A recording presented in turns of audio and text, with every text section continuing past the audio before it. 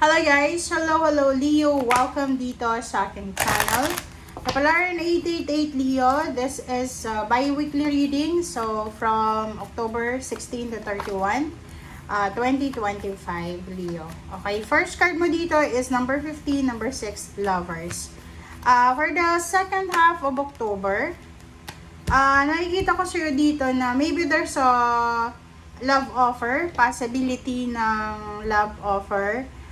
Maybe there's a wedding, maybe there's a parang ano to, ang tawag dyan, balance. Like for example, kung may mga away, gulo kayo sa relationship, posibleng maayos yung relationship. 31, this is for bad health. So if you are parang halimbawa may kapamilya ka, like parents or kung sino man siya, kasi may edad na to 'di ba? Medyo old na siya, elder na siya. So kung sino man siya na kakilala mo, relatives, friends, na meron siyang mga pinagdadaanan physically. Sinasabi ng bara sa'yo dito na possible na makarecover na siya. This is recovery 31-4 siya. So there's a recovery of health, physical health, recovery of physical health, recovery of emotional health. There's a celebration of wedding, like wedding anniversaries, monthsaries, or kung pa man. Okay?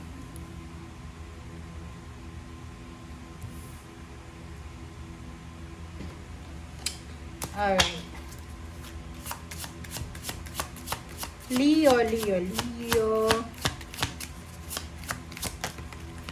Okay, Leo, focus your energy, your intention, hold great power. So, sa last 2 weeks ng October, siguro mayroong mga temptation na hindi ka makapag-focus, may mga distraction, or may mga bagay, sitwasyon na pwedeng makadistract sa attention mo.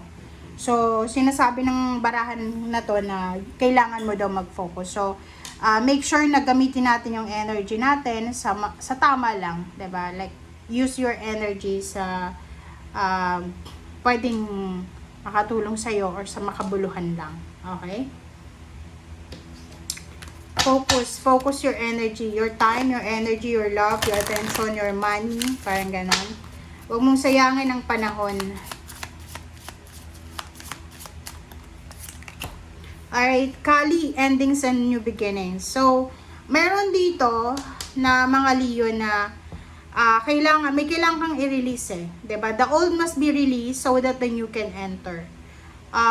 This is maybe a realization or maybe this is happenings or situation sa last 2 weeks ng October na may mga habits, hobbies, may mga ways tayo, mindset na medyo parang outdated na kailangan nating alisin na para makapasok na tayo sa pagbabago. Sa either relationship, mindset, or yung mga habits natin na kailangan na nating tapusin para maka-move on na tayo into the next chapter. Okay.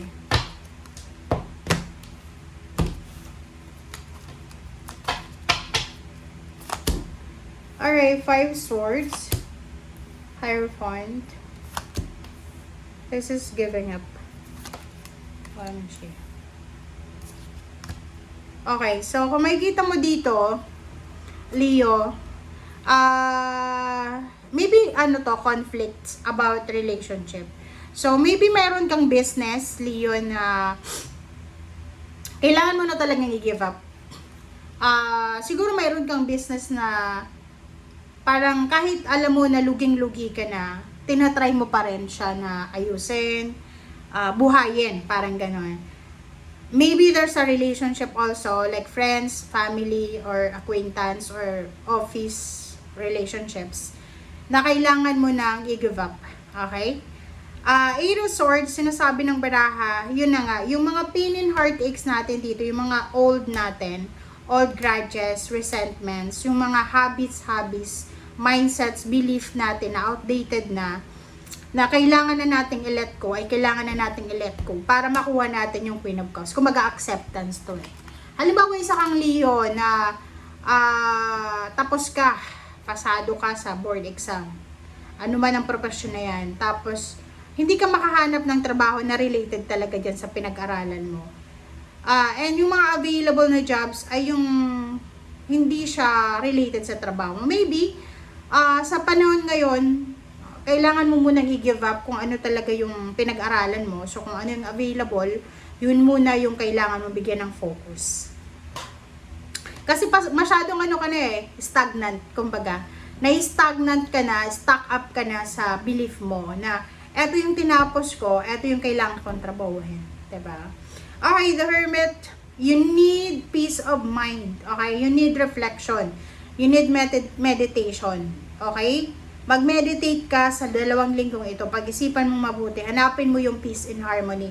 Hanapin mo yung liwanag. Kasi parang meron dito mga Leo na medyo naguguluhan kayo Hindi nyo alam kung ano yung mga kailangan nyong gawin or hindi nyo alam kung ano yung mga pwedeng magawa sa ngayon because confused ka or medyo natatagalan ka na sa pangarap mo.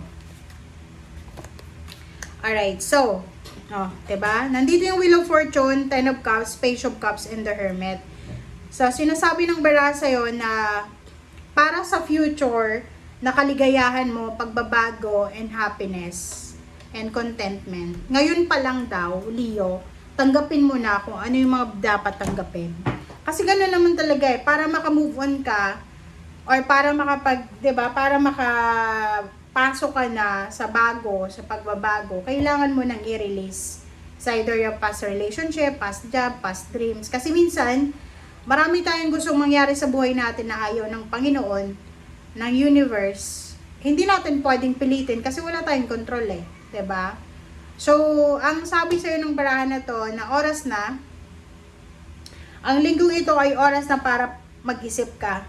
Para pag-isipan mo kung ano yung mas importante or kung ano yung mga dapat mong bigyan ng focus. And i-welcome mo kung ano yung paparating. It's either relationship yan or family na parang feeling mo punong-puno ka ng grudges and resentment diba? Punong-puno ka ng ng sama ng loob na hindi mo na-appreciate na maraming nagmamahal sa'yo.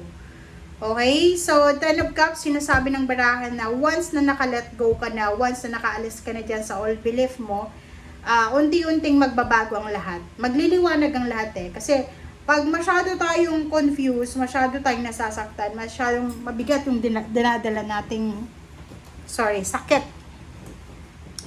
Hindi natin nakikita yung kaligayahan diba? So, sa baramang yan, sinasabi ng barali yun na on the way ka na. On the way ka na sa clarity, on the way ka na sa change, on the way ka na sa happiness talaga. Yung pinaka, talaga, like, dito sa bad health na yan,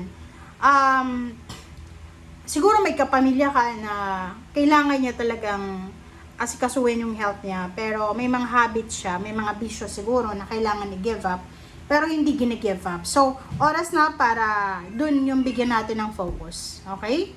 Thank you guys. Bye!